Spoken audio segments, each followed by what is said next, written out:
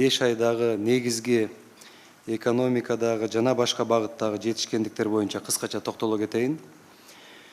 Ички дүң продукциянын 2020 жылдын аягында өзүңүздөр билесиздер, бул 2020 жыл минус 8,6% менен жыйынтыкталган. Ал эми азыр болсо ушул январь-май 21 жылдын январына майына чейин ички дүң продукция 215 миллиард сомду түздү. Январдагы минус 8,6%ды ушу кыскартуу 1,6%га чейин кыскарды. Ушундайга азайттык деп айтсам болот. Кийинки айда оң динамикага чыгабыз деген үмүттөбүз. Тышкы соода жүгүртүү боюнча январь-апрель айларында 2,6 миллиард доллар, башкача айтканда 114%, экспорт боюнча 128%, импорт боюнча 126% өсүү бар деп айта алабыз. Ал эми республикалык бюджет боюнча 31 майга карата 66,4 миллиард сом, мындай айтканда 102,5%ды түздү. Салык боюнча аткаруу жаман эмес, 104%. Бул 1,2 миллиард сом көп чогултулду деп айтсак болот. Андан сырткары республикалык бюджетти колдоо максатында ачылган депозиттик счетко өз ыктыяры менен 1,5 миллиард сом түштү. Бул экономикалык амнистиядан.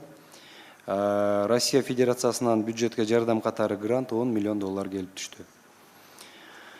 Урматтуу жетекчилер, ушул финансыга ушул жакта жакшыртуу боюнча негизинен өзүңүздөр билесиздер, 1,2 миллиард сомго финансы кредиттик уюмдарга элден жана кредит алган элибизге 100 000 сомго чейинки кредит алгандарга төлөмдөрдү компенсациялоо жүргүзүлдү. Буга 1,2 миллиард сом берилди.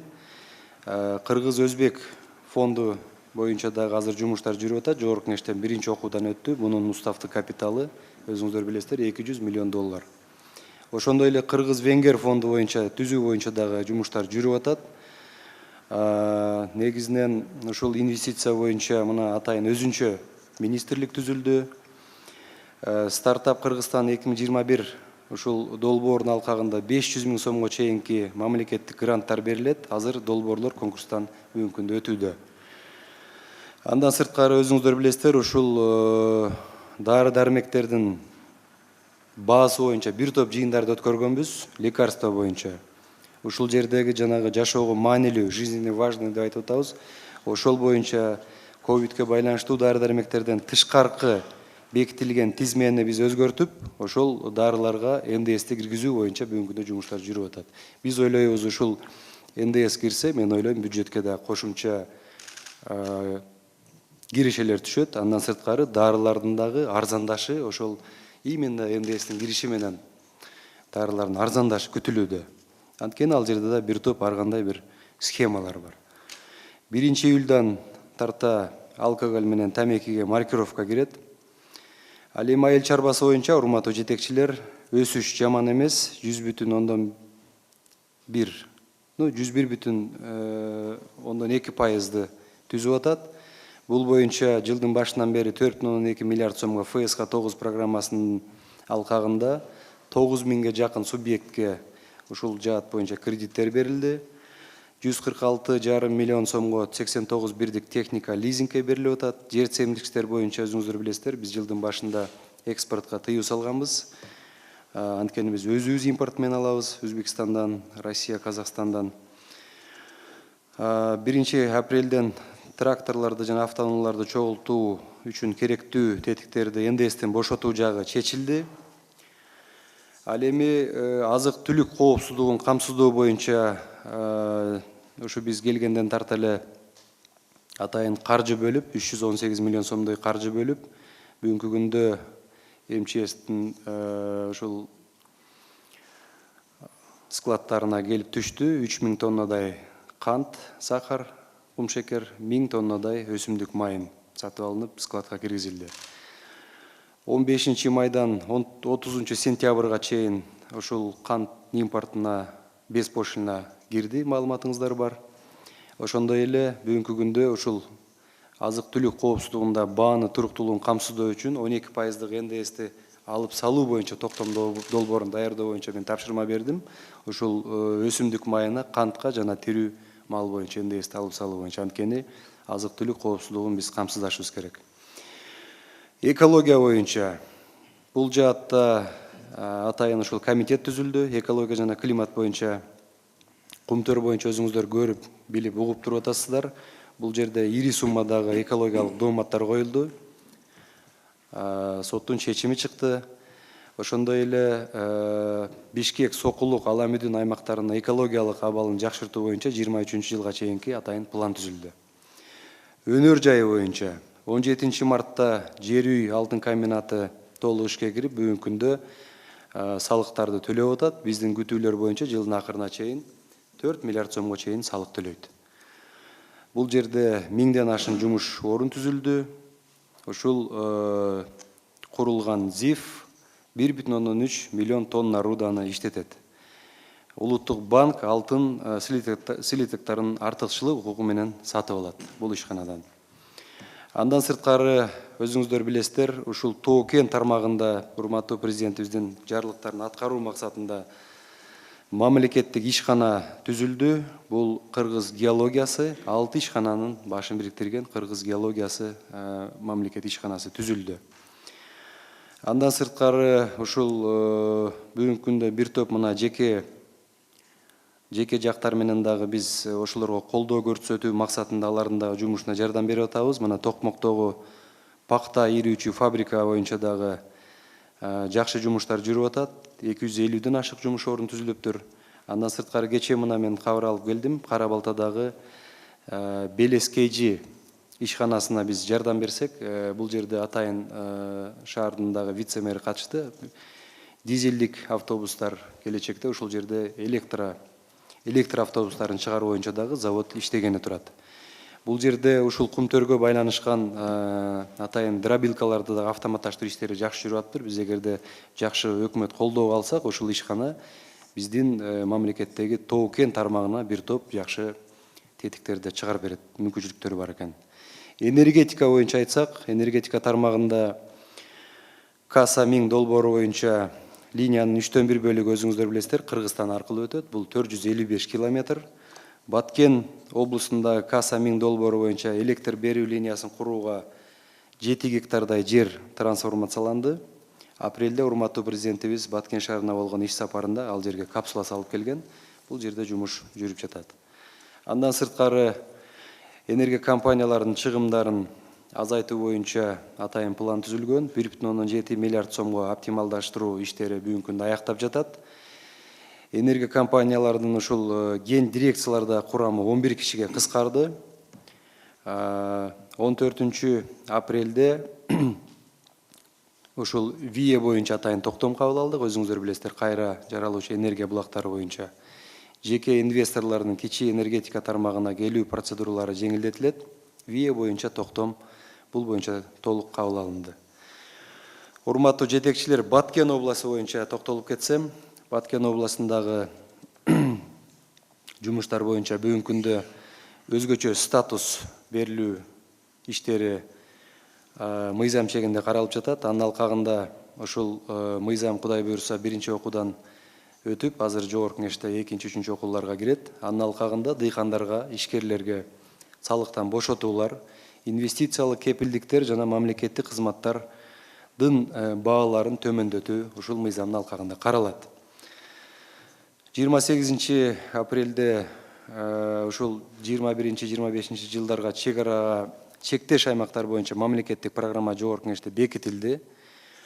Андан сырткары Лейлек районундагы Маргун айылында аскердик объекттерди курууга 8 гектар жерди трансформациялоо 6 майда кол коюлган. 17 майда чечим кабыл алынган. Ушул бул жакта иштер жүрүп атат. Мына кечээ күндө массалык маалыматтар каражаттарына чыгып атат, бирок биз убагында акчаларды которуп бергенбиз. Муну биздин администрацияда тиешелүү бөлүм көзөмөлгө алып, техникаларды алып барып ишти жандандырышыбыз керек. Андан сырткары 17 майда чечим кабыл алынган. Өзүңүздөр билесиздер, ушул компенсацияларды төлөп берүү биздин жана кайтыш болгондорго, ошондой эле жаракат алгандарга мына бул максатта 52 миллион сомдой акча бөлүнгөн. Каза болгондорго 1 миллион сом, ал эми жабыр тарткандарга 50 миңден 100 миң сомго чейинки каражаттарды биз бөлүп беришибиз керек. Ишкерлердин зыян тарткандарынын көлөмү аныкталды. Буларды компенсация берүү жагы каралууда. Андан сырткары ушул жабыр тарткан жалпы инфраструктураларды калыбына келтирүү боюнча 700 миллион сомдой акча бөлүнүп берилди. 158 адамдын кредити кечирилип, алар жоюлду. Жардам иретинде 45 кредитке пролонгация бүгүнкү күндө иштер жасалды, узартып берүү боюнча. Ошондой эле Баткен облусунда ыйгарым укуктуу өкүлчүлүктүн атайын спецсчетуна бүгүнкү күндө 113 миллион сомдой каражат топтолду. МЧСке болсо 3,5 миллион сомдой каражат түштү.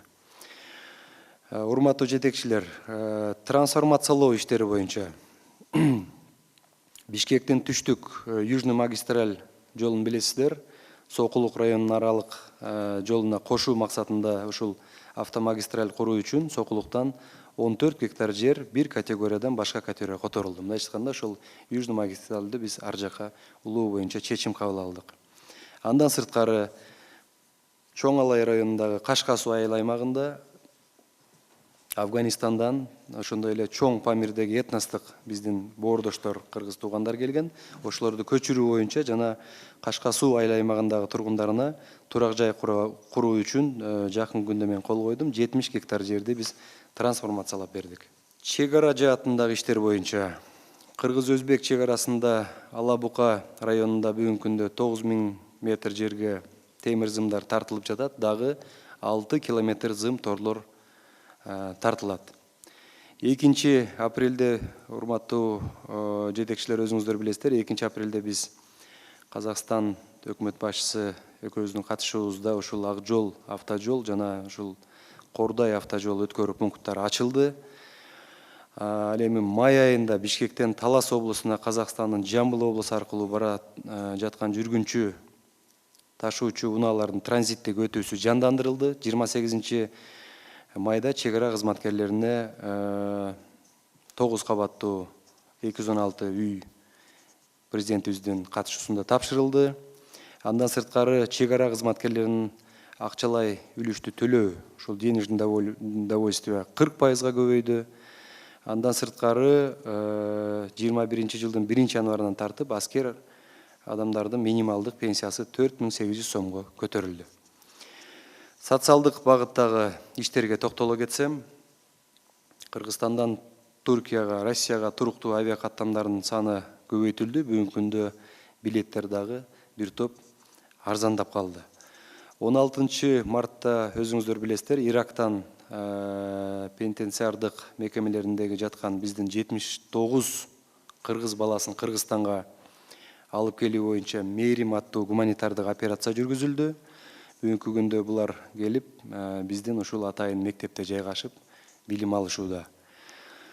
Коронавирус боюнча айтсам, бул жаатта вакциналар келип жатат, бирок жумуш көңүл жылтарлык жакшы эмес. Биз вакциналарды көбүрөөк алып келип, ушул элибизди вакцинациялоо иштерин жандандырышыбыз керек. Тилекке каршы жумуш толук кандуу ишке ашпай жатат. 1 апрелден тартып ЕЭПтин COVID-19 саякаттайм мамлекеттик тутумуна биз туташтырылдык. Платформага өлкөнүн 2 мамлекеттик 4 жеке лабораториясы кошулду. Биоматериалдарды алуу боюнча 114 пункт бүгүнкү күндө иштеп жатат. Жогорку кеңешке айрым мамлекеттердин жарандары үчүн 60 күндүк мөөнөткө визасыз режим киргизүү жөнүндө мыйзам долбоору кирди. Кошумча 9 өлкөнүн жараны Кыргызстанга визасыз кире алышат бүгүнкү күндө. Булар Болгария, Вьетнам, Албания, Израиль, Мексика, Таиланд, Кипр, Македония жана Румыния. 1 июлдан баштап Ташкент тамчы авиа каттамы жүрө баштайт. Ошондой эле Ташкент балыкчы жумасына бир жолу поезд каттамы боюнча дагы бардык процедуралар бүгүнкү күндө бүтүп жатат. Ал эми спортчулар боюнча айтсам, Токиодогу жайкы олимпиада оюндарына 14 лицензия утуп алышты. Бул жактан дагы биз жакшы жыйынтыктарды күтөбүз, Кудай буйрса. Маданият кызматкерлеринин өзүңүздөр билесиздер, айлык маянасы 1-июлдан баштап көтөрүлөт. 50% төгөрөгүндө, ошондой эле саламат сактоо кызматкерлеринин дагы эмгек маянасын 1-июлдан баштап көтөрүү боюнча чечимди кабыл алганбыз.